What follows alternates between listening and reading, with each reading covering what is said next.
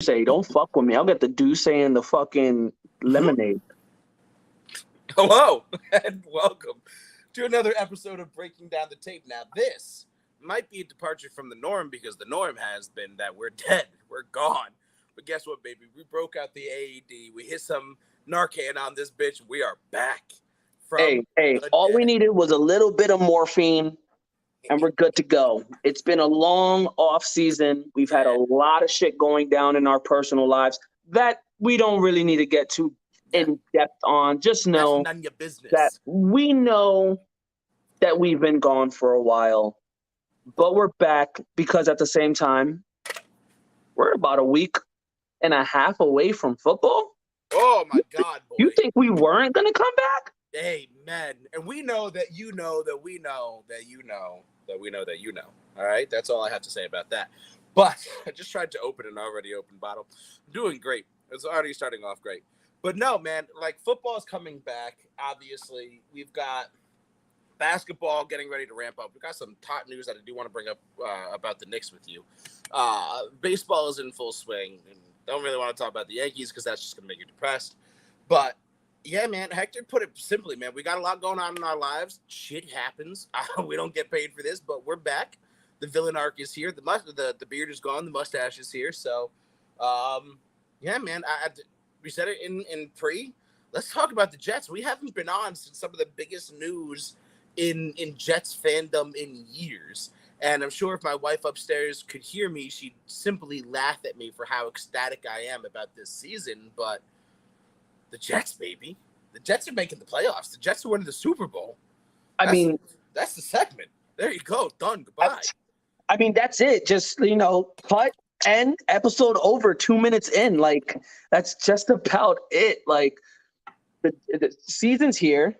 Final preseason game for all the teams are this week. Started today. I was actually watching the Pittsburgh Steelers Falcon game a little bit. George Pickens looked like he's going to have a breakout season. That dude's a problem. We said he's going to be a huge problem, and I think Kenny Pickett is also going to have a very good season.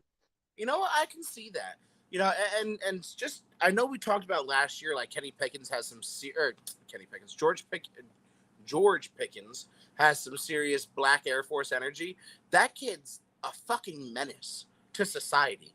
And he is going to hurt defenses. That kid's a second round draft pick in fantasy football at minimum.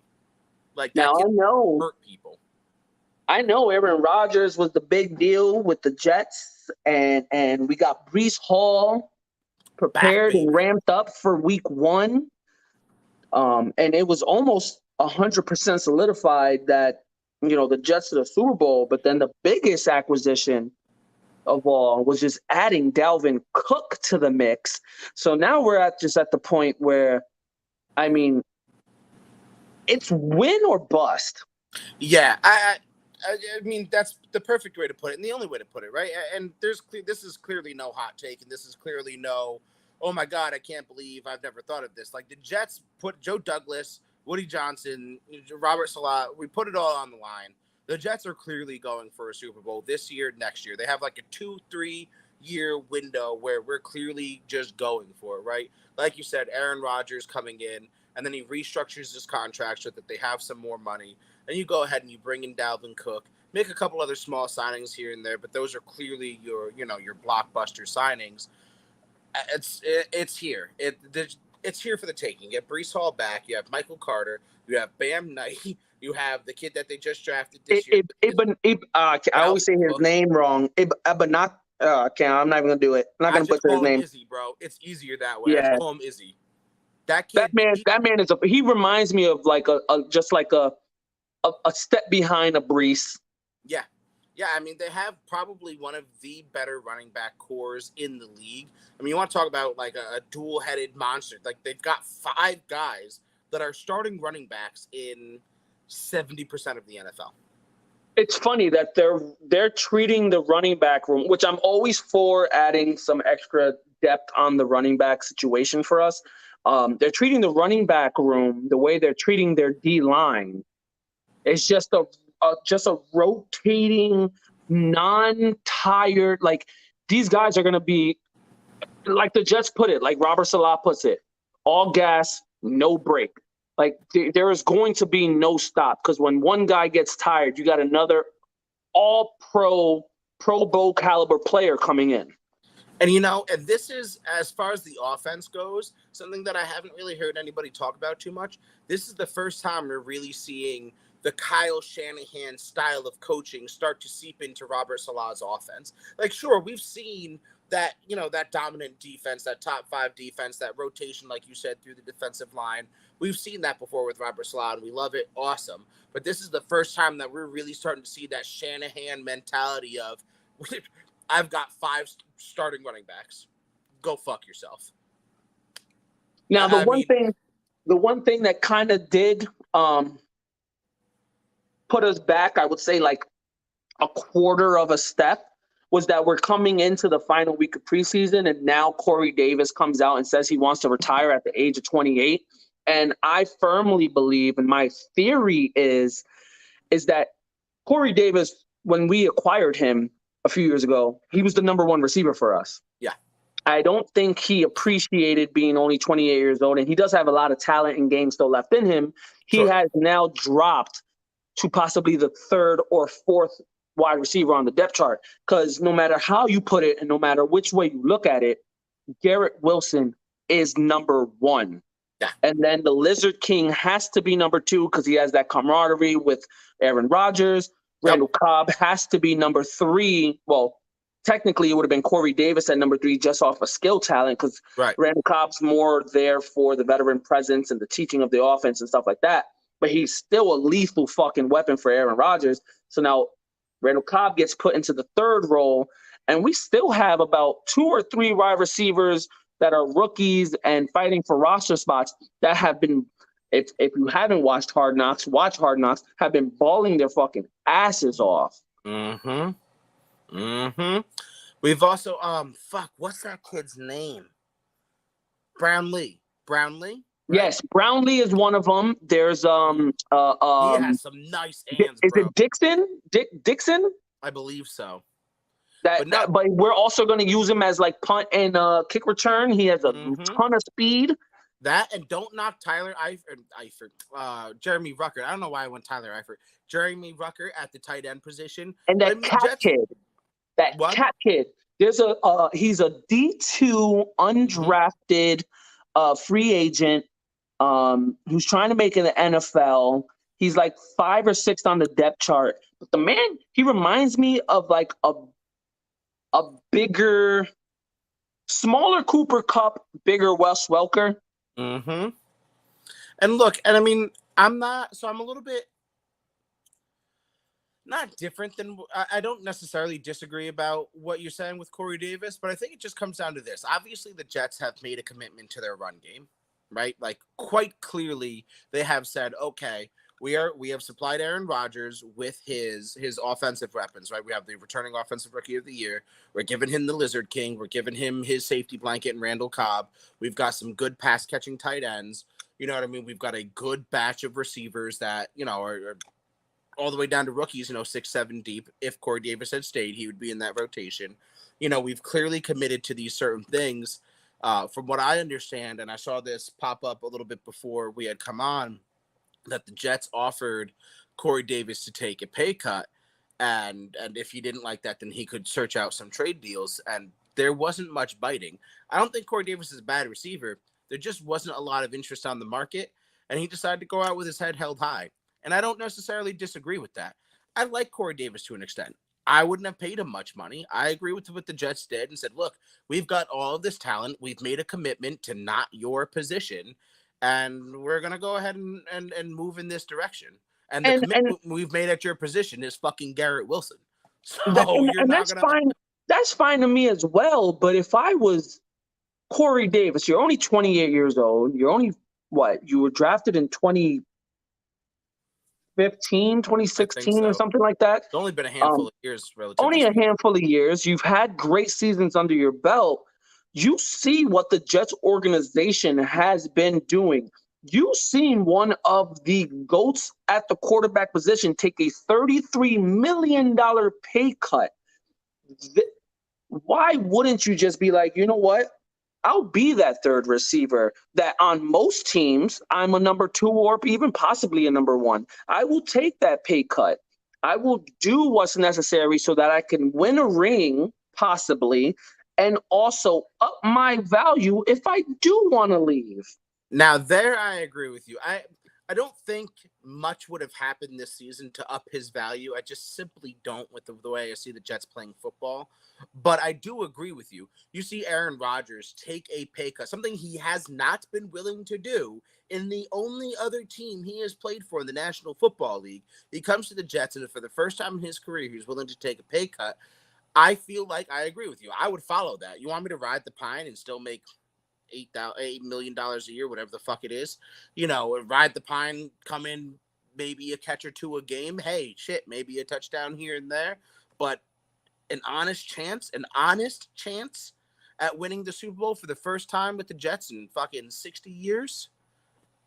I can't say I would turn that down.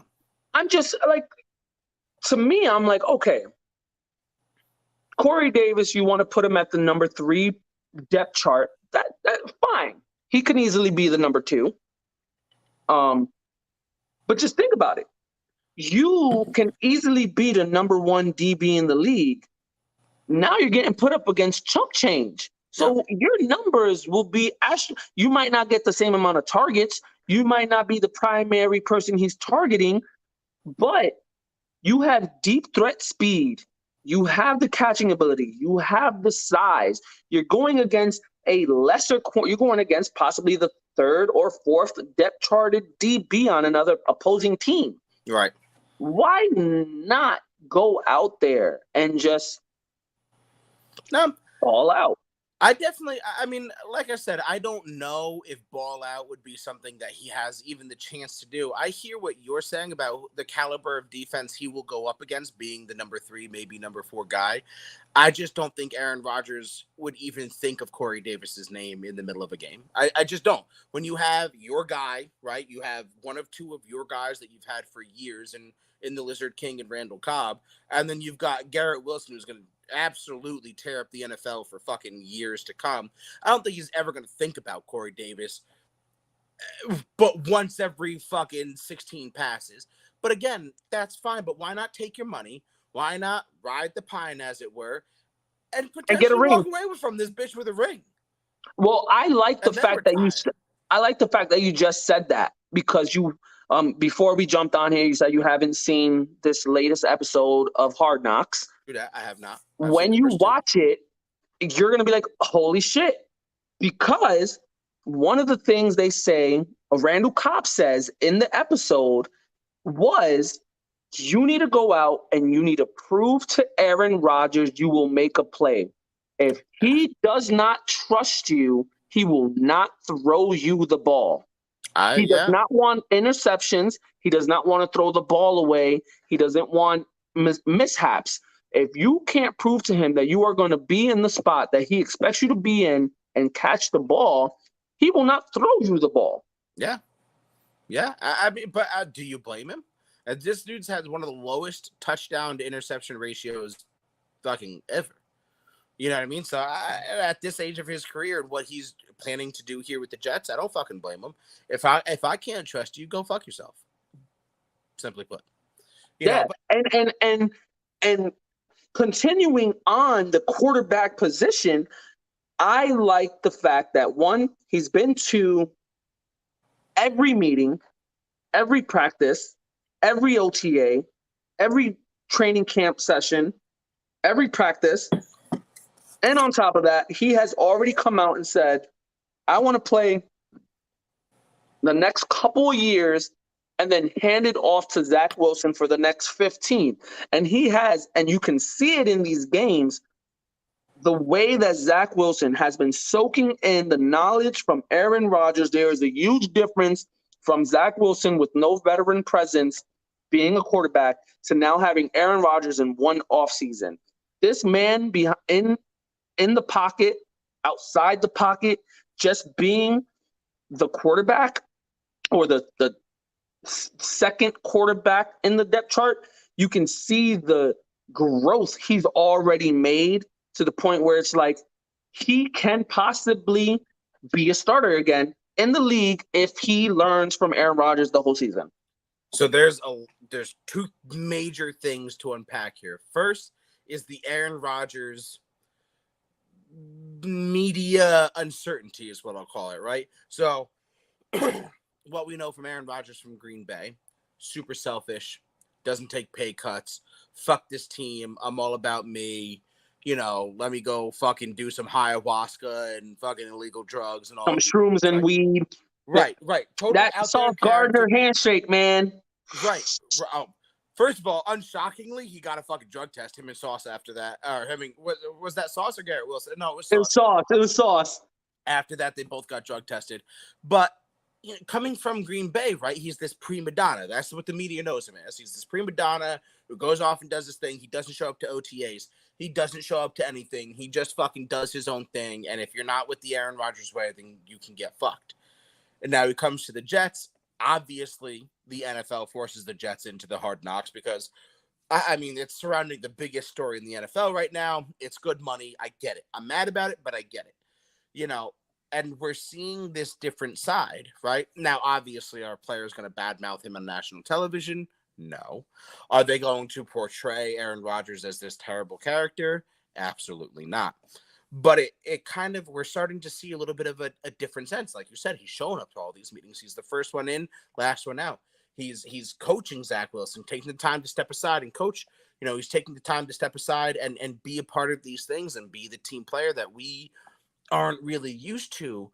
So it kind of leaves me questioning. Now, I'm happy to see these things as a Jets fan, and I don't want to look a gift horse in the mouth, but it kind of makes you question, is all that we know about Aaron Rodgers before he comes to the Jets just Packers slander? Have they just been putting that out there for years because they've been fucking up and not doing the right thing by him? So they're like, oh, yeah, look here, Rodgers is a prima donna. It's not our fault we're not paying people to fucking help him. It's not our fault we're not, winning Super Bowls. It's Rodgers. He smokes the drugs. He's the best. You know what I mean? Like, what is the real Rodgers? What media version of him is real? I think it was more of, so obviously Rodgers been in the league for going on 19 seasons now, almost 20 seasons. Since Jesus I think it was a growing problem. Like, everything was good and dandy in Green Bay. You got one of the greats. You win a Super Bowl. You keep getting to AFC championship games and playoffs and all this. And then at some point, there was just, I don't want to say a clash or a disagreement or anything like that, but there was something that broke the camel's back. And Rodgers was like, okay, you don't see me or value me the way you saw or valued me before. And I'm trying to help. And I would think, as being one of the franchise greats that you've had, you would take some of my thoughts and stuff in consideration, but you're not. You're kind of shunning me to the side and trying to do your own thing, and we not winning because of it, which made him take the step back to not want to be in the preseason games, not want to show up to OTAs, not want to do all those extra things. Then you go out and you try to think ahead of the game and find his replacement with going behind his back and drafting his replacement instead of talking to him like a man. So it was one thing after another, which deteriorated that relationship with Green Bay. And he was just like, you know what? At this point, I got nothing else to give you. I'm not giving you anything at all. Right. And I mean, look, clearly Rodgers isn't afraid. One of the well-known points that the media liked to make when he was in Green Bay is that he doesn't even speak to his own family, right? And as somebody in a very, very similar position, I can kind of empathize with the whole fact of, look, I don't even talk to my family. You think I'm going to talk to you? You think you can put me through the bullshit that they tried to, and I don't even talk to my own flesh and blood? You can get fucked. As I'm seeing this new side of Rodgers, I kind of, like I said, I kind of empathize with it. I kind of like, all right, I maybe all of this shit's been propaganda. Now, is that me being a biased Jets fan and just praying to God he's not this prima donna who wants to get his team fucked? And look, like you said, maybe it's just a breakdown of relationship, and over time things just get sour. It seemed to really start when LaFleur got hired over there, and they clashed right off the fucking bat. And oh my God, I was just about to say, I I think thought you when were they having a got rid stroke. of You Nathaniel, scared me. yes, I was about to say, I think one of the biggest things too was when they got rid of Nathaniel Hackett. It was one of the big things that Yeah, like finally made Aaron Rodgers take that step back and was like, you know what? I don't want to be part of this anymore. yeah. And Aaron Rodgers is down for the gang with Nathaniel Hackett. You talked about Hard Knocks the other day. So what was it, in episode 2 or episode 1? He addressed Sean Payton's, or maybe it wasn't even in the episodes. Maybe it was in something else. But he addressed Sean Payton's comments about Nathaniel Hackett and his hack job, pun intended, of coaching over at Denver, which he did. He sucked. That team sucked. It was awful. I'm not going to point the fingers at who made it suck, but it sucked.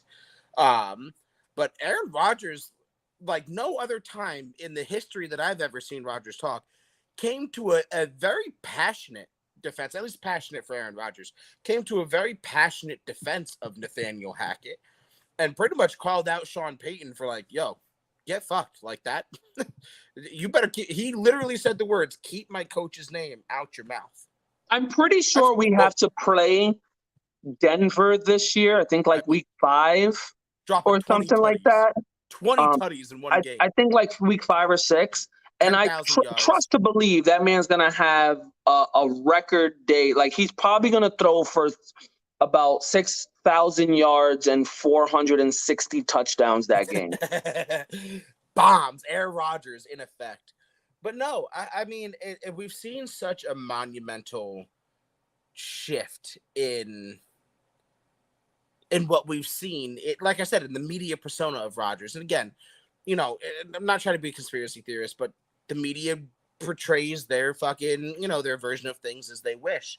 But the second point that you brought up with Zach Wilson and his development is a whole nother thing. Like Braden, by the way, we love you. We miss you too. Yeah. But Zach Wilson's development is something to be spoken about as well. To see him on the field, one play that he made in the first preseason game, he dropped back. You could see him. He's dancing. He's making his reads. Pocket started to collapse. Timer goes off in his head, and he spins out. It was like a 3rd and 3, I think. He spins out, and he happens to slip when he's trying to make a cut. Doesn't get the first down. But what was important is he didn't bail out in the first second. He made his reads. He came back. He went up his reads, and then he came back down. Timer goes off, and then he bails out. I would have preferred he didn't spin and turn his back to the defense. But overall, just like seeing that maturity level and that patience right there was amazing. Then in the second game, it's like was it first down or 2nd and 10 or something like that? And he hits him with a hard count, gets himself easy 5 yards. We don't see Zach Wilson doing these things last year, so we're seeing this progression under Rodgers. We're seeing what real veteran leadership can do, what having a real mentor can do. And I hate to potentially be back on this train again, but maybe after a I know where couple you're of going, years. and I'm not off the train. I've been saying it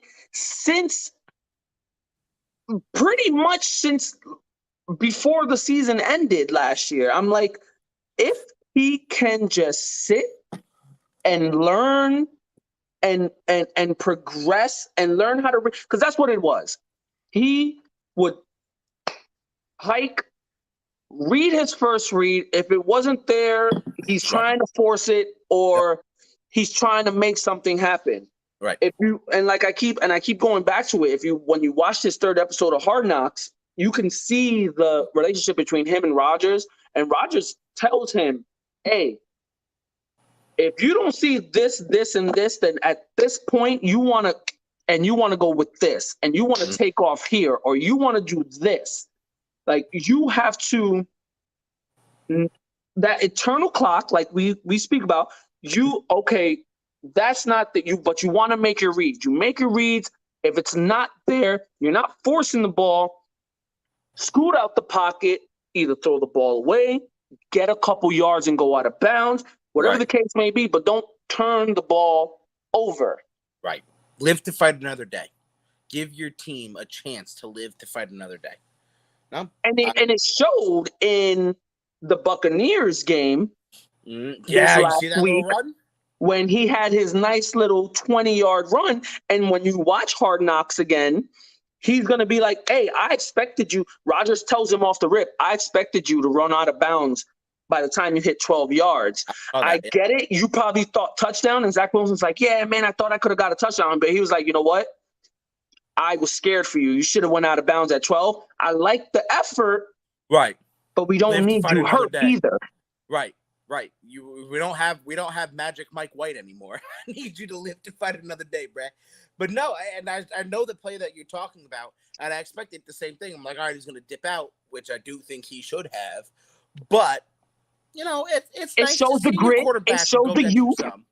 Yeah, it's nice to see your quarterback go get you some every now and then. And I'm sure as an offensive lineman, your running backs, it's nice to see your boy lower the pads and get out here and get dirty with the rest of them. Which I want to transition. Speaking of offensive linemen, you see that slim, thick boy, Mekhi Becton? Look at my boy back. So speaking about him, I know he came out in before the offseason completely started. He was, upset about staying at right tackle. He only wanted to be a left tackle. But if you've been watching these preseason games, they've been bouncing him back and forth from left tackle to right tackle. I know he played a little right tackle this last game against the Buccaneers and stuff like that. A little rusty to start off, especially on the left tackle position. A little bit better on the right tackle position.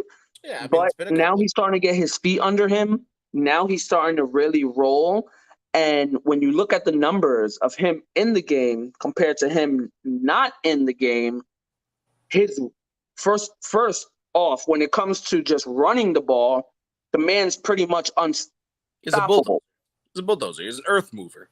When it comes to passing the ball, a little bit more work needs to be done for him to be 100% and ready to go throughout the entire season. Sure. But the pass protection is a lot better, especially when he's on the right tackle position. It's almost unstoppable.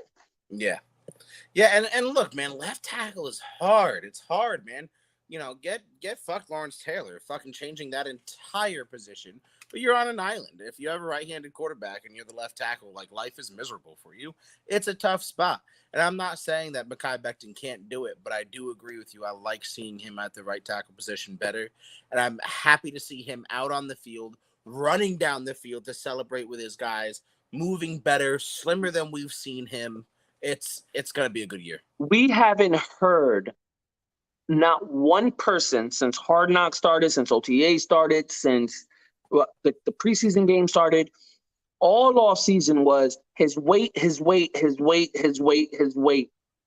We have not heard a damn thing about his weight or his gameplay since. Mm-hmm. Not a damn thing. And I agree with you. I would rather him, and I sometimes want him to humble himself.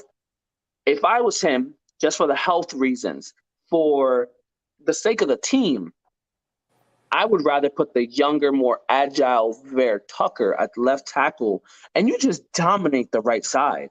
Mm-hmm. Yeah, I agree with you wholeheartedly.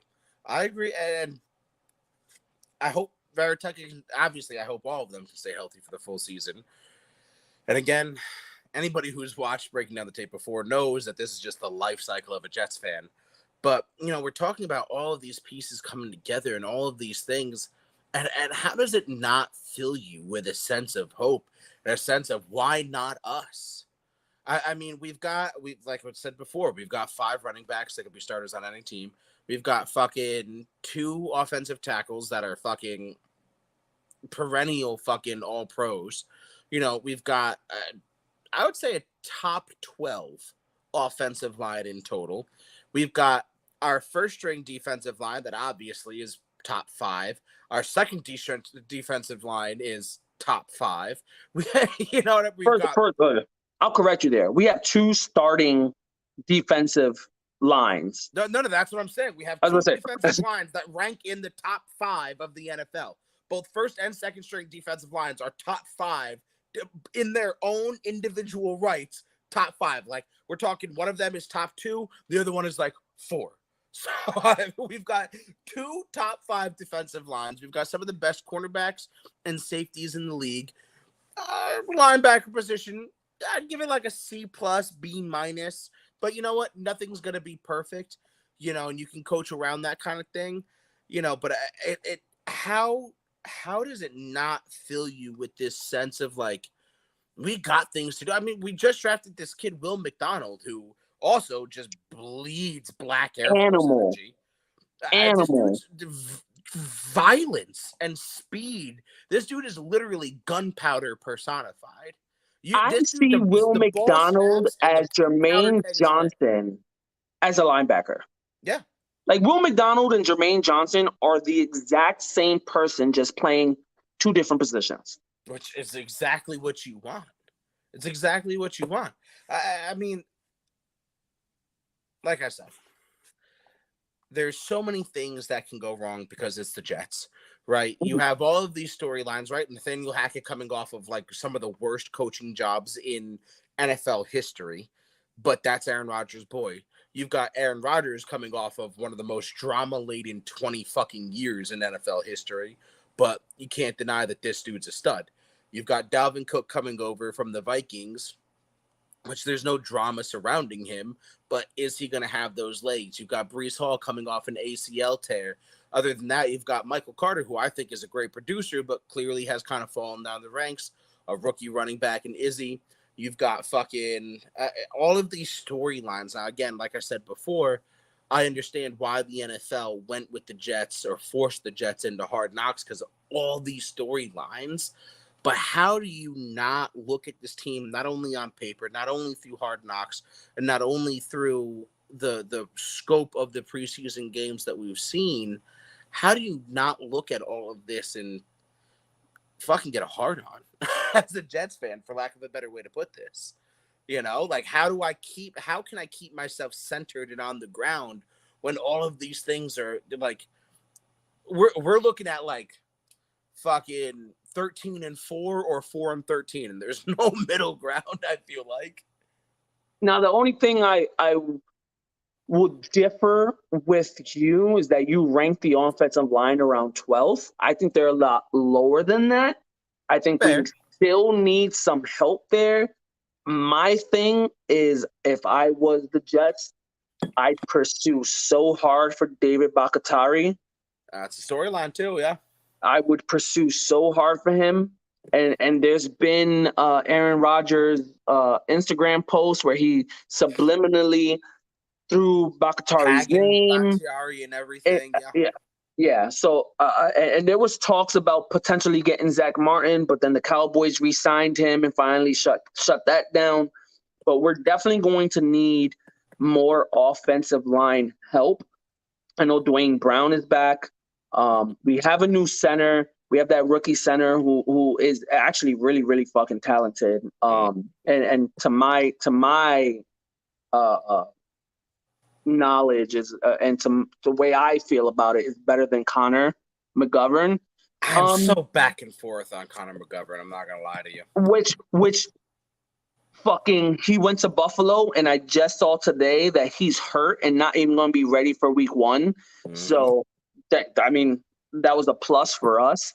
But I know Vera Tucker is going to be good on the line, but Mekhi Becton is still a question mark, and the rest of the line is still a question mark. Dwayne Brown is almost he's almost a fossil, so I don't think he's going to last more than this season.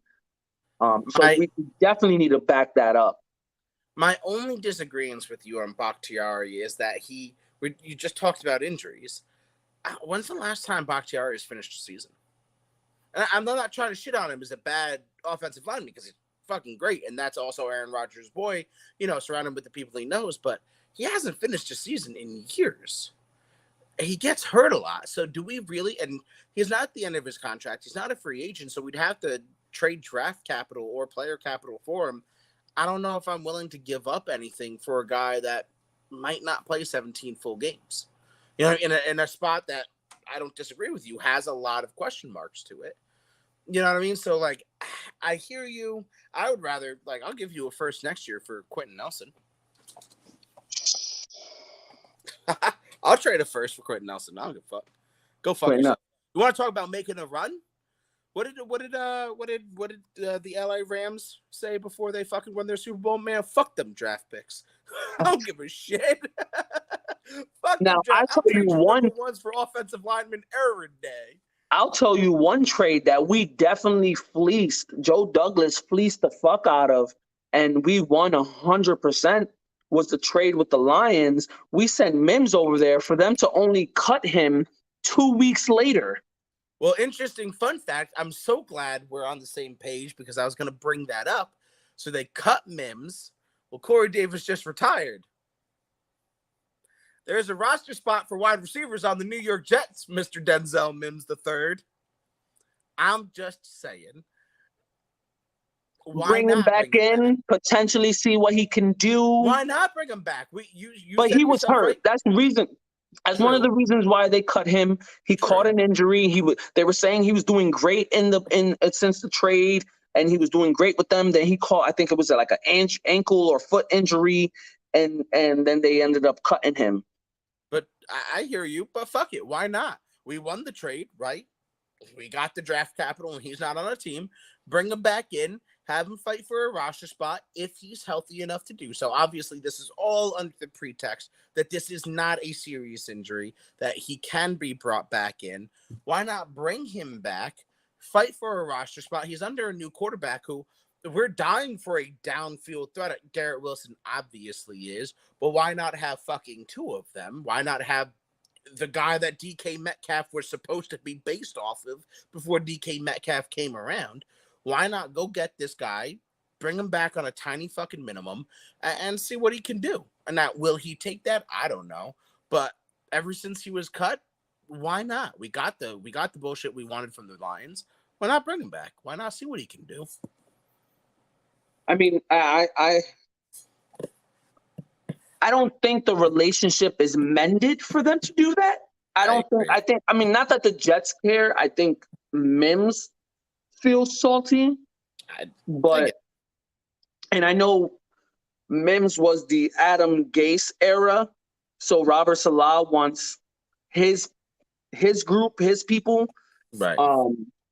But I'm not 100% against it. I mean, the man, they saw talent in him. He has a big body and 4.3 speed. Yeah. And like I said, why not? And if it doesn't work out, he's practice squad or he's off. You know, like we've said before, we've got Brownlee, we've got the Lizard King, Randall Cobb, Garrett Wilson. We've got a couple of rookies. We're clearly committed to the run game. So it might all be for naught, but if it's not going to cost you too much money, why the fuck not fuck around and find out? Well, this might be his renaissance. This might be his comeback. Aaron Rodgers might fall the fucking love with this guy, and now he's fighting for MVP or fucking offensive player of the year with Garrett Wilson or Dalvin Cook and Breece Hall. Yeah, look, if all 5 Jets fucking offensive weapons are fighting for offensive player of the year, you're not gonna make me mad. I'm not gonna be upset here. You know what I'm saying? I think I enjoy more the fact that as the offseason went forward, and people were, oh, the Jets, yeah, on paper look great, but they might only win 1 extra game. You know, they'll go 8 or 9 wins. But now, you know, they were saying, 8 or 9 wins, they might make the playoffs. And now we're getting to the point where the start of the season's coming, and people are saying they're winning the division. They're going to get 12 or 13 wins. Like, it's just, and I get it. I've been saying it from the start. Join the bandwagon before the season starts now, because once it starts, the bandwagon door is closed. I don't want to hear anything else. Now, if you want to gloat if it goes bad, sure, because you stood by that. You stood by that. But when they start winning, And when they show and prove what they're about, the bandwagon door is closed already. I don't want to hear "Let's go Jets." Just remember, we come with receipts. We've proven it before. We come with motherfucking receipts. Don't fuck with me. I want to say on this topic, I have hated that narrative since the beginning. Oh, with Aaron Rodgers, they're going to win one more game. Are you retarded? We had 5 starting fucking quarterbacks last year. And for most of the season, we're fighting for first and or second place in the AFC East. 5 starting quarterbacks and wound up 7-10. You're telling me with a, 3-time, 4-time MVP that's worth one win? Come on. Now you're just being a hater. You're not even thinking. You're just saying dumb shit. Secondly, rumors on the wind are that Stephon Diggs is not happy in Buffalo, that he has lost a measure of faith with the Bills. Bro, I'm there with you. I said, yo, bro, I said until Corey Davis chose to retire, I was like, I'd give you Corey Davis, the King Lizard, and a fucking second round pick for Stephon Diggs and pair him up with Garrett Wilson. I'm just saying. Joe Douglas has clearly made some splashes this offseason. And we haven't even mentioned, I totally just thought about it right now. We still got McCole Hardman. Oh, fuck. I completely forgot about McCole Hardman. Talking about deep down the field threats being the second fastest. We got McCole Hardman. One of the fastest guys in the league. Yeah, that's what I'm saying. Yeah, holy fuck. What retards are we? Yeah, one of the fastest guys as you're wearing a flash shirt. One of the fastest guys in the fucking National Football League. And we completely forgot about McCole Hardman. Good for us. Look at us be real Jets fans. Yeah. So, I mean, fuck it. I'll trade you fucking 3 first rounds for Stephon Diggs. I don't give a fuck. At this point, fuck them picks, bro. Fuck them picks. I'll give it all to you. What do you want? Sold. Done. Give me Stephon Diggs across from Garrett Wilson with Aaron Rodgers and Dalvin Cook. Get fucked. Get fucked. What are you going to do with those 4 football players on the field? Aaron Rodgers, Stephon Diggs, Garrett Wilson, and Dalvin Cook. What? Get fucked. You're going to line up in a nickel? Get fucked. Line up in a dime? Get fucked. Line up in a run heavy? Two backs. I do the 2 backs, 2 receivers. You don't even need the slot. Garrett, Stephon, Brees, Dalvin Cook, and I'm running post routes, go routes, dig routes, and bubble routes all day. Yeah, give me my 5 offensive linemen. Give me Jeremy Rucker at the tight end. Give me Stephon Diggs, Garrett Wilson, like you said, obviously Aaron Rodgers, Dalvin Cook, Brees Hall. Get fucked. Get fucked. I'm lining up in fucking wing T formations the entire time. And literally every play that I'm calling is get fucked. that's all I can say 20 times over is because what do? You line up in a dime or a quarter to stop your receivers. Awesome. Brees Hall, Dalvin Cook all day. Get fucked. You line up in a run heavy, get fucked. You line up in a fucking nickel, somebody is gonna fuck you. You can't stop that. You know what's been amazing too this entire preseason? Nathaniel Hackett hasn't been calling the offensive plays. Aaron Rodgers has been calling the offensive plays. To be fair, when Nathaniel Hackett last had the number 1 offense in the league, it was when his quarterback was Peyton Manning. So, to be fair, we potentially can see Aaron Rodgers winning 5th MVP this year. And I actually misspoke. It was Adam Gase that I just referenced, so that's my bad. But honestly, I think I would bet, if you're a betting man, I'd put a 25-cent bet on that and make yourself 100 easy bucks. Aaron Rodgers for MVP sounds like something I might do the second I get off of this, because I might go ahead and just bet that on MGM bet, sponsor us, bitch. But I have a feeling that reaching out to any sponsor and saying sponsor us, bitch, is probably not the best way to go. But I do agree with that statement, and I don't think the Bills will ever, like, the price that they ever want to trade the Jets right now. Stephon Diggs would be something Oh, within division, not astronomically happening. stupid. Not happening. But if the Jets could, like, that would just be honestly, I feel like if the Jets got Stephon Diggs, it would become automatic Super Bowl favorites. I feel pretty confident in saying that. I mean, we saw. I mean, I know you say you saw the second episode of Hard Knocks. They predict a 31-21 victory in the Super Bowl, Jets versus Over San the Fran. Niners. Yeah, which I don't know. It's tough for me. San Fran don't even know what's going on. Trey Lance is. Can we just talk about the rapid decline of the hold up. of Trey Lance? Is it really a rapid decline when the kid only played one or what, like three total games in the NFL? And on top of that, from the day they drafted him, both me and you have said that this kid shouldn't have been drafted. No, especially at the way where he was drafted. No, like I said, not for us. There hasn't been a rapid decline. For us, there's been like a steady, haha, we told you so.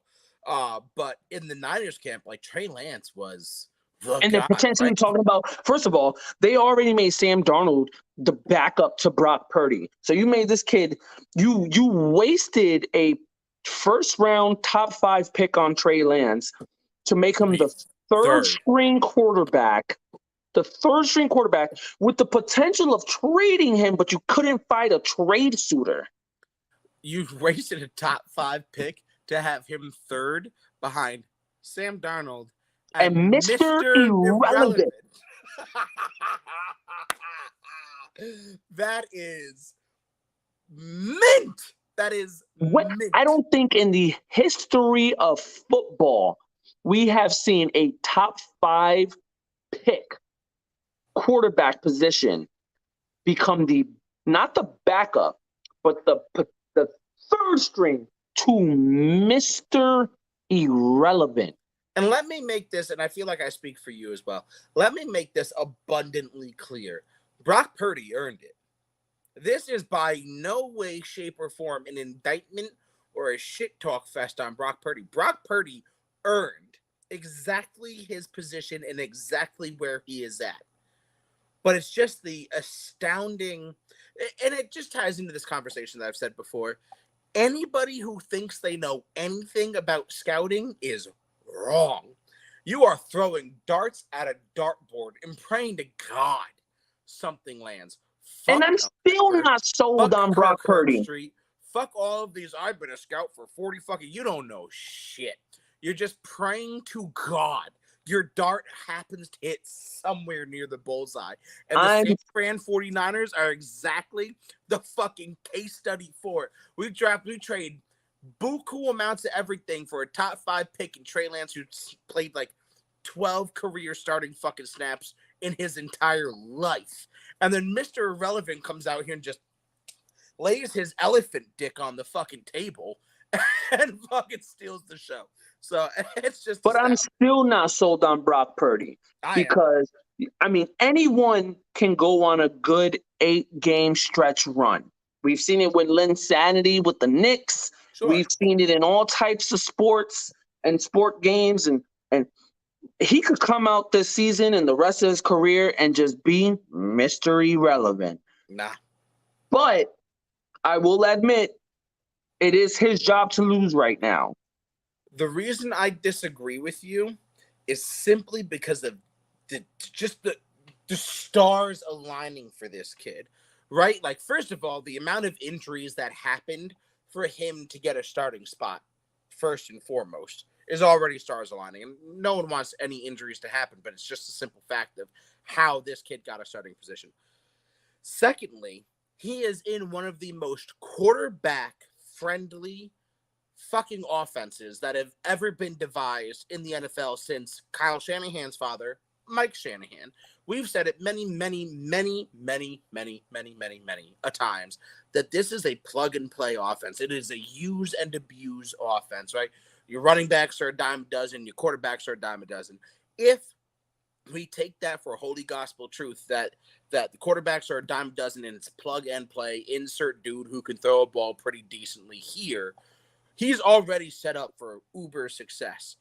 Now you've got the fact that they just completely blew their fucking number 1 draft pick last year. They completely blew having any sort of backup potential with Garoppolo and that relationship souring plus injury. And then they went out and got Sam fucking Darnold, who can't understand a ghost versus a real fucking DB. The situation is ripe perfect for this dude. You've got Christian McCaffrey, Kyle Juszczyk, which I know people like to sleep on fullbacks, and that's fine, but Kyle Juszczyk is no ordinary fullback. You've got what the fuck's the title? George Kittle. You know, you've got Deebo Samuel. Fucking you've got Ayuk. Brandon Ayuk. You've got this is I've never seen stars align like what this kid has potentially for the rest of his life. I mean, I hear what you're saying. Anybody can have a stretch. Like you said, Linsanity. Brock Purdy's potentially another example here. But if the stars have aligned more perfectly in another situation, I've never seen it. This kid is set up to really just fucking steal the show here. So I don't know. I think that kid's fucking set for life over there. I think if Brock Purdy can manage the Niners to win 10 games, he's the starter. He gets like a 6-7 year contract, and he's the starter. But my thing is, my question to you is, with how weak the NFC is, and the only dominant team we can see in the NFC right now is the Philadelphia Eagles, and then there's a little bit of drop off, and then you put the Niners, and then there's just a huge gap, and there's everybody else. Sure. Would it still be the same if the NFC was more shaped out to be like the AFC? Would that narrative still be the same? Because then Brock Purdy's playing a lot more. What happens if he was playing more Patrick Mahomes and Joe Burrows and Lamar Jacksons and Aaron Rodgers and, Josh Allen's and, Deshaun Watson's, and you got all these quarterbacks on the AFC side. You look at the NFC side, it's Eagles, Niners, everybody else.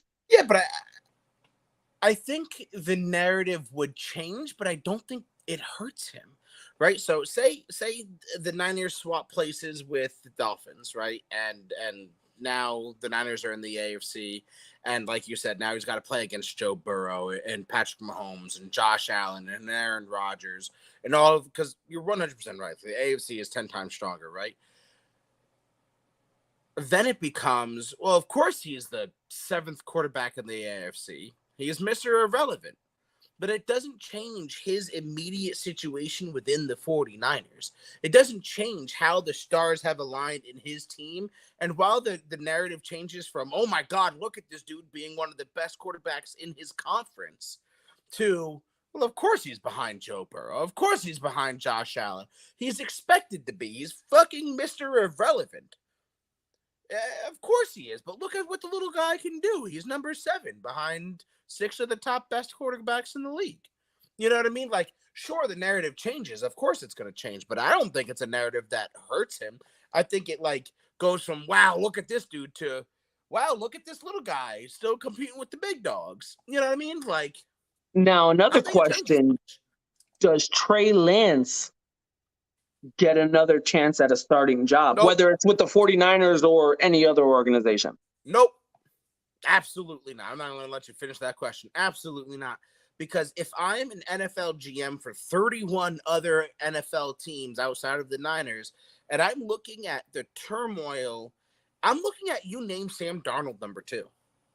That's really the nail in the coffin. I can understand Brock Purdy retaining his starting job because of how well he did, and it's just a morale thing for your team at this point, right?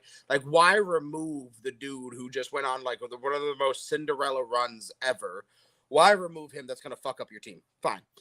But the fact that in the offseason, I'm watching it again as an outside NFL GM, and I'm watching outside, and just I don't even have the connections that I'm supposed to have. I just watch ESPN and fucking SportsCenter and shit like that. And I see that clearly the Niners, have some sort of issue with this kid that he can't even behind the scenes win a backup role. Zach Wilson won a backup role. For the love of God. They shipped off Magic Mike White. You know, the dude that is in the National Football Hall of Fame. Mike White's in the Hall of fucking Fame over his fucking game. And they shipped his ass off. And Trey Lance can't even beat Sam Darnold.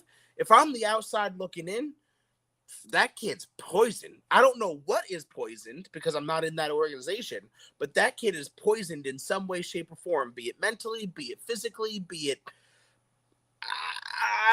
he eats the souls of small children. I don't fucking know. Something about that kid is not fucking right that he can't even beat Sam Darnold behind closed doors. So no, that kid's fucked. Trey Lance doesn't have a future on a fucking high school football team. So since we've brought up the Jets and the Niners, and in Hard Knocks, they brought up that Super Bowl 31-21 Jets. By the way, that mentalist bullshit's always crazy to me. That shit was wild to watch. Yeah, those wild. Yeah, that shit is always crazy. I've actually seen one when I was in college back in the day, and they like hypnotized me to fucking do some crazy shit. It was wild. Oh yeah, but you need to be hypnotized for that shit. You stupid. So you stupid. So since Hard Knocks brought up the Niners and the Jets, and we brought up the Niners and the Jets, let's just say, foreshadowing down the road, you know, hypothetically, the Jets and the Niners do meet in the Super Bowl. What do you expect to happen? And no bias, like honest opinion. I get it. We want to say Jets win the whole thing. But if Brock Purdy can take the Niners to the Super Bowl, and then we got Aaron Rodgers taking the Jets to the Super Bowl, and they meet up, what is that outcome? Woof. What a storyline. First of all, you couldn't write the amount of storylines. You couldn't, like, script this any better. And if the Jets wind up playing the Niners in the Super Bowl, I might give a little leeway to the NFL is scripted crowd. I might give that to him, right? Because you've got the Robert. I'm calling that fucking hypnotist fucking dude up and like, yo, I need you to predict my future. Fuck your future. I'm trying to. Who's winning the World Series? Who's winning the Stanley? Bro, I'll cut you in on half of everything. Let's get it. But I mean, you couldn't script this shit better, right? For so many major and minute reasons, right? So not only do you have the Cinderella story of Brock Purdy, right? I mean, Mr. Irrelevant, who again stars aligned, won the starting role, and now he's in the Super Bowl a year later, right? So boom, Cinderella story. You've got obviously the entire story of the New York Jets, bringing in Aaron Rodgers, blah blah blah. We already know it, right? That's why they were selected for Hard Knocks. You've got the former employee against the former boss, right? Robert Saleh versus Kyle Shanahan. You've got the can Shanahan get over the hump? Because let's not forget, he was the offensive coordinator during the largest collapse of Super Bowl history. So we've got that storyline. We've got, obviously, you know, everyone's going to call back to that Hard Knocks episode of the prediction. Oh my God, it's scripted. So you've got that storyline. We've got the storyline of Aaron Rodgers coming out of college, wanting to play for San Fran, and they eventually pass over him. He's going to make everyone pay, but then can't ever beat San Fran in the playoffs with Green Bay. Now he has a chance to do in the Super Bowl. This is storybook fucking Super Bowl. I don't know what will happen. I think on paper, and I'm trying to be as unbiased as possible and simply do matchups, right? So O-line, D-line, the Niners win their D-line over our O-line. That's fine. I can respect and get that. I think our D-line over their O-line. Quarterback to quarterback, I take our quarterback. Receivers to receivers, it's early. That's tough for me. That's because we have yet to see how the Lizard King and Randall Cobb, Brownlee, McCole Hardman, we have yet to see how they're going to produce on the Jets. We already know what Brandon Ayuk, we already know what fucking Deebo Samuel can do over there. So that's a question mark. But we do have the depth.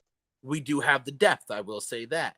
You know, CMC versus Dalvin Cook. Now, they only really have CMC over there. So, again, depth-wise, the Jets win in the running back. But if you're taking CMC versus Dalvin Cook in a one-on-one, I might take CMC in that matchup. I've also heard Dalvin Cook's going to start the season, but they're trying to end the season with Hall. And like I said, but with the 16-headed monster that they have at running back, the Jets are going to constantly have fresh running backs that are starters on 28 out of 32 NFL teams. So in depth, yes, I take the Jets, but in RB1 versus RB1, I got to give the edge to CMC because of his receiving abilities. Defense versus defense, it's still tough. They've got a good fucking defense. Now, their shining fucking star is their defensive line, whereas we, like we discussed, have a top 3 and top 4 defensive line in our starting and backup defensive lines. We've got some of the best cornerbacks and some of the best safeties in the league. I'll give a slight edge to the Jets. I think I want to be as unbiased as possible, but I would take the Jets in a 2-point game if they play. I don't think 10 points is fair, but I think in a 2-point game, Jets-Niners Super Bowl, I got the Jets by 2. And let me tell you, you need to call out a search party for me if the Jets win the Super Bowl, because the level of intoxication that I'm going to reach, even high school me can't compete. First of all, I don't need to put out a search party because we're both going to be in Vegas fucked up. Yeah. Yo, we're both going to be in Vegas. We're going to be Johnny Manziel in Vegas. Braden, if you're still watching, be prepared if the Jets make the Super Bowl. Yeah, we're going to be Johnny Manziel in Vegas. But I agree with you. I really do agree with how you broke down both the teams just now. And I remember, honestly, it's not really much of a difference, but I can put a score to mine. I would say it's going to be a relatively not low scoring, but not high scoring. I'm thinking more of like a 24-21 victory on the Jets side. Yeah, I definitely agree with you. At first, I wanted to say, boom, defenses are going to own. But then I'm looking at the offensive weapons, and how do you stop either of these teams offensively? You'd only hope to slow them down. So I'm like, all right, maybe it'll be a high-scoring affair. But again, you can't discount defenses. So I agree with you. I think we're playing plus 20, but less than 30. You know what I mean? I think either team's score is going to be within 20 to 30, right? I don't think we're really going to go above or below that. And, man, I don't even think it's going to be the last team that has the ball kind of thing. You know, people are like, oh, whoever has the ball last is going to win the game. I don't think we're going to be in that realm. I think whoever has the ball last is going to be down by 2. And the final team, you know, whoever makes the defensive stand is going to win this game. Man, yeah, that'll be a tough. Again, if that's the Super Bowl that happens, the NFL is scripted crowd might have a play here, because that is like the most storyline Super Bowl that you could get. But then at the same time, the Eagles did beat the shit out of the fucking 49ers, and we can't just shun away the Eagles from being at the Super Bowl last year. Could easily be the Eagles in the Super Bowl again. It could, but one could argue that it's very hard to go back-to-back Super Bowls. I mean, you had the dynasty of the Patriots for fucking 20 years, and you had the Bills who did it 4 times in a row, but we really don't see that happening a lot unless you're mentioning names like Manning or Brady. I'm not shitting on Hurts, but I think it would be too early to say that he is that kind of kid that can be mentioned with those names. I think that would be asinine to say that Hurts can be mentioned with Manning's or Brady's, personally. I don't dislike the Eagles' chances at a Super Bowl, especially coming out of one of the weakest divisions in the NFC East, because Daniel Jones ain't about that life, and the Commanders ain't about that life. I know. Me and you are going to fight to the end about Daniel Jones. I do right now. Daniel Jones is going to make another leap this year. Backwards. That team is going to make the playoffs again. He actually has receivers this year, a good tight end, a better defense. I bet you he has a tight end. I swear to God, I'm going to kick you in your forehead. Look, I've already been struggling through this bottle of Jameson because I don't like cold coffee, anything. It's one of those cold brew things. Don't make me spit it everywhere. But no, as far as the fucking Giants go, I don't know, man. I don't think Dable is enough. I don't know. It's a weak division, right? All you really have to do is get past the fucking Eagles because the Cowboys are going to inevitably collapse. And, I mean, the Commanders are the fucking Commanders. But did you hear, by the way, they're potentially switching their name back to the Redskins? Now that the Native Americans want it back to, like, bro, like, I can't go with this back and forth. We don't think it's appropriate, but we want hold it on. back. And look, I'm gonna be the Caucasian here that admits this. It was white people who didn't think that shit was appropriate. Let's call it for what it is. It was white people that's like, that's offensive to Native Americans, and Native Americans were always like, yeah, okay, whatever. Anywho, That's also true. But yeah, look, I'm white, but I'm not. Let's go check out that sound in the haunted house, white. All right, I still have my invite to the cookout. But I don't know. NFC is. I mean, yeah, okay. The Giants could potentially make the playoffs. I'd give them a 50-50 coin flip because the NFC is weak in and of itself. But as far as the Eagles making it to the playoffs, playoffs easy. But as far as to the Super Bowl. Sure, I don't hate that. I don't think it's a bad bet. I don't think it's like an obscene thing to say. I mean, who do you have as Super Bowl favorites over there? I guess, like I said, Vikings. It's Eagles, San Fran, and then everybody else. Yeah, I mean, you potentially have the Vikings in that mix, San Fran in that mix, the Eagles. I think the Vikings take a huge step back not having Dalvin Cook anymore. Yeah, so if you look on the NFC side, so we got the Eagles, San Fran. Who's gonna win the South? Possibly God. Yeah, God might. Fuck. Let's go to the Falcons. Fuck it. Let's go to the Falcons. I'll take. I honestly, I can see. Okay, so we got the Eagles. We got in the East. We got San Fran in the West. We got the Falcons in the South. Who wins the North? The Vikings. I'm sorry. David Miller, if you ever watch this, I love you and I respect your Bears and I love that you got going for Justin Fields, but Vikings. Yeah, okay, so the Vikings, that's 4. And then you got what? 3 other spots. Two other spots. We've got, I would say the Chicago Bears do make one of those spots. I don't think so. I'll say the Chicago Bears and the Detroit Lions make 2 of those spots. So I think, okay, so I want to actually switch that. I actually think the Vikings don't. I think the Lions win the division. The Vikings take a wild card. The Giants take another wild card. And there's a third wild card now? Or is it just? No, there's 3 wild cards, right? 3? I think it's 3 now.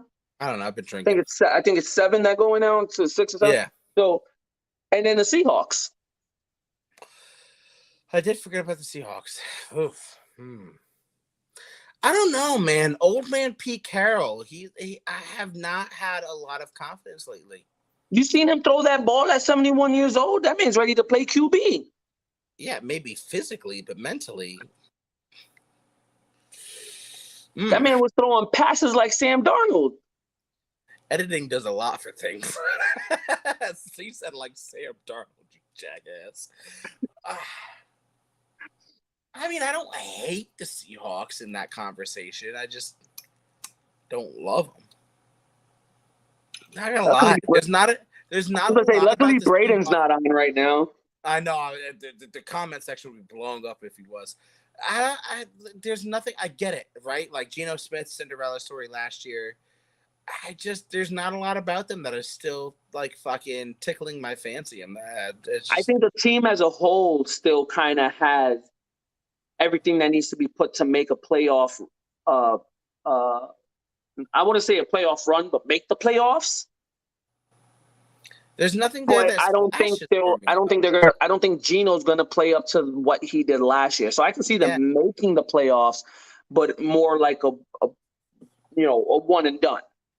Yeah, it's like I said, it's just nothing there that splashes for me. There's nothing there. Oh fuck! There's really. I should have just poured that into the last drink. There's nothing left. There's nothing there that just really just like. And the NFC is weak, so you don't really have to pop off the screen to really get there. But it's just nothing that makes me. I don't know anything about them. Just feel nothing about the Seattle Seahawks. Just saying. But what is the realistic prediction that you have for the Jets? Like realistic season predictions, what you want, what you need out of this season to not put you in a turtle suit hanging from the rafters. So obviously, I would love a division win. We haven't had a division win since I think it was like 2001 or something like that. Yeah. I would love a division win, but that's not what we're aiming for. I don't give a fuck if we win the division or make a wild card spot. We need to be in the playoffs. Yes. We need to be in the playoffs. Yeah, you can't spend this kind of energy and not make the playoffs. Yes. Now, I'm not on the same boat as most people where it's like Super Bowl or bust. I think since Rodgers already came out and said he's going to play at least 2 or 3 seasons, it's year 1 with the Jets for him. Mm-hmm. At minimum, AFC Championship game. So I'm with you there. I had that in my mind. I'm with you there. AFC Championship game.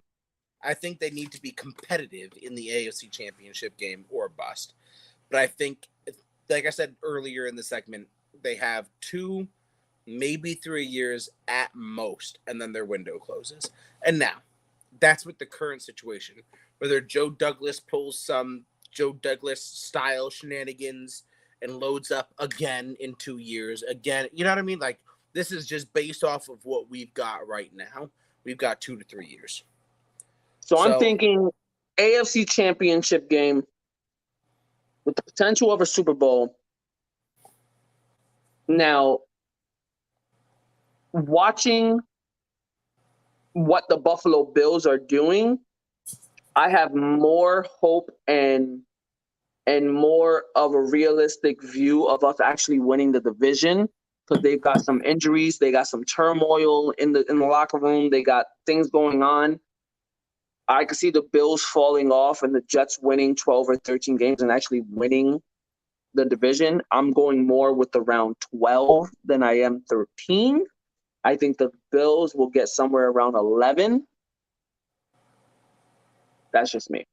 So here's my honest and truly honest opinion. When I read those stories about Stephon Diggs, there was a lot of quotes in those. The losing faith, losing a level of faith in the team. That was in quotes, which is very interesting to me.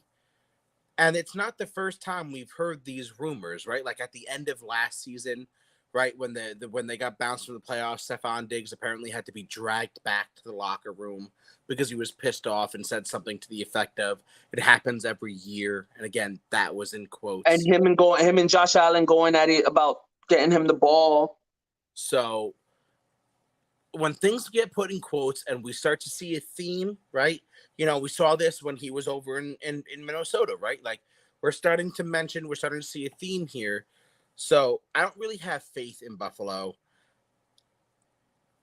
Maybe this is a dangerous thing for me to say, but I'm starting to lose fear for Bill Belichick. I'm starting to wonder if we really have seen the decline of one of the greatest minds in football, and whether it's a personal decline or maybe it's a detachment from, you know, he's got senioritis and he's just detached from the team in and of itself, or there's something that we're not seeing behind the scenes, you know, but I'm starting to lose fear of Bill Belichick. Nothing about Mike McDaniel scares me. I think he was cool and he was hip and that was it. You know what I mean? I obviously don't think he can take care of his team, so I don't fear the AFC East. Maybe it's because I'm stupid. Maybe it's because I'm just enamored with what we've got going on. But I cannot get 14-3 out of my head. I've been stuck on that for a minute now. 14-3 is where I'm at. I've got a division championship and even a potential first round bye on my mind. I don't know, man. I could be stupid and just keep falling in love with this dumbass team every offseason. But it just feels like I've said in every year past, something is different this year. But I've got 14-3 stuck. I agree with you. In order to keep me from swinging from the rafters or turning these walls into a Jackson Pollock painting, we've got to make the AFC Championship. You can't put this kind of time and effort and fucking money and resources into what we have and not do that, right? Like, that's got to be the expectations. I think we might have to send a search party for us in Vegas when the Jets win the Super Bowl this year. I can't get away from it. I can't get away from, like, looking at just offenses alone, right? Because the AFC is an offensive conference, right? Period, end of story. It is the offensive conference. And I'm stacking Aaron Rodgers against Joe Burrow. Close, but I've got Aaron Rodgers. I'm stacking Aaron Rodgers against Patrick Mahomes. And in that one, I'm giving a slight edge to Patrick Mahomes because he's just a fucking cheat code, and that dude doesn't exist on planet Earth. But when I compare those, then, okay, so edge Patrick Mahomes, but I'll give the edge to the Jets defense. You know, I compare against Aaron Rodgers versus Josh Allen, and with the turmoil going on up there, losing your offensive coordinator, I'd give the edge to the Jets. Every time I go to compare, even if I'm giving a slight edge in this area, I'm giving a major edge and another towards the Jets. You know, so with all these give and takes, I got the Jets number one, maybe number two in the entire conference. And we switch that over. Okay, say we win the conference. Say we push through. We beat the AFC, right? We move over. Now we're in the Super Bowl. Who are we playing in the NFC? I got them. The only real players that I've got them having a hard time with is the Niners, is the Eagles. And it's very hard for me to look at And it's funny when you name these. It's funny when you name these three teams: the Eagles, the Niners, and the Jets, because those are going to be the top three defenses in the league. Yeah. The Jets have the best defense in the AFC. Yes. Yeah, and you always know where I stand. Defense wins championships, period, in the story. Like, we've seen time and time again, when the number one offense goes against the number one defense, who wins that matchup? The number one defense. Patrick Mahomes. We saw that kid against the fucking Tampa Bay Buccaneers in the Super Bowl in Tampa, literally parallel to the ground, 3 inches from the ground, and hit his receiver in the face mask in a move that not even video game developers could fucking program. Now they do it in Madden 24. You can do that pass. I saw that because physically you couldn't think that could fucking happen. Throw a fucking 40-yard dot from 3 inches from the ground parallel to the fucking ground. That's physically impossible, and they had to put it in the video game after it happened. And we still saw that team get raped by one of the best defenses in the league. Defense wins championships. And when we're stacking all the defenses, Jets have easily top 2, at worst top 3. And then you add in Dalvin Cook, Garrett Wilson, McCole Hardman, Jeremy Ruckert, the Lizard King, Randall Cobb, Breece Hall, Michael Carter, Izzy, Zuma, Mekhi Becton. I mean, CJ Uzomah. I don't. The expectations are high. The expectations are the highest in 31 years of living. I cannot accept any less than a Super Bowl appearance. I just can't. I can't. I got the Jets winning the Super Bowl this year. And in genuine and honest to God fashion, when we get off of this, I will be betting that the Jets win the Super Bowl this year. Well, before we get any more, obviously, we haven't changed, even though we've been gone for so long. No, still the same jackasses. Let's end it here, and hey, we got a week. Got a week, and we And, see Aaron and don't Rodgers. forget, fantasy football is back. Yes, We have I'm a so glad couple you know. drafts coming up. We got a draft in 3 days. We got a draft in about 8 days, and I got another draft in about 6 days. I got like 4 drafts in the next week. Yeah, I got to figure out what's going on. I know that we have the Degenerates coming up in 3. Jacking Tapes and Breaking Cans is coming up. No, jacking tapes and breaking cans is in 3. Okay. Degenerates is in 8 days. Okay. So I've got that in 8, and then I'm in part of like 2 or 3 other leagues that I got to figure out what's going on in, because the league owners have not like revamped. I might start my own league. I don't know. Who knows? I feel frisky right now, but it's because I've been drinking. But so I know I have those 2. I want to be in at least 1 or 2 other. I want to be in creator leagues where I can theoretically get back on TikTok and do things, but time permitting and mental health permitting. So we'll see. So we got a handful of leagues coming back up, and trust me, the Degenerates episodes will still continue. Yes. Yes. I would like to do Jacking Tapes and Breaking Cans episodes, where there just be like a live, if we can get the other guys on for like 20, 30 minutes. I would like to try and do those, because those are always fun in the chat. Those are always ballsy in the chats. I know that league is fucking wild. For six teams in a league. Everyone's in the playoffs. All teams are super teams. It's always, I think everyone scores like 230 points plus every fucking week. It's insane. And you're runner up right now behind Boda. I was in 3rd last year. I'm so mad. I was runner up behind Boda, and then I tell you, in one of my other leagues, it came down. The Super Bowl was the Bills Bengals game that got cut because of DeMar Hamlin. Obviously, understandable. Oh yeah. And I had Joe Mixon and T. Higgins, and he had like Devon Singletary, and I was I was down by like a point.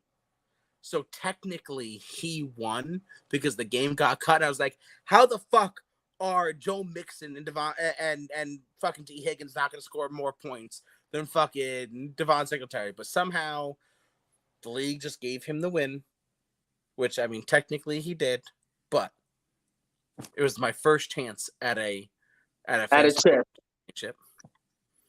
Well, so, I'm waiting for the plaque for our trophy for QA. It's coming in, so I can throw on the trophy, and Generous Trophy is gonna be up for grabs again. Most of the money is in the pot. I just need Frank, Al, QA, and you. Everybody else is paid. I don't have to worry about paying. You just send that trophy to me. I'm gonna win it this year. Oh, I mean, granted, I've already spent half the money. I've already spent half the money because I know it's coming to me. You just take it out of my winnings. It's coming. I just used all the money for food shopping today.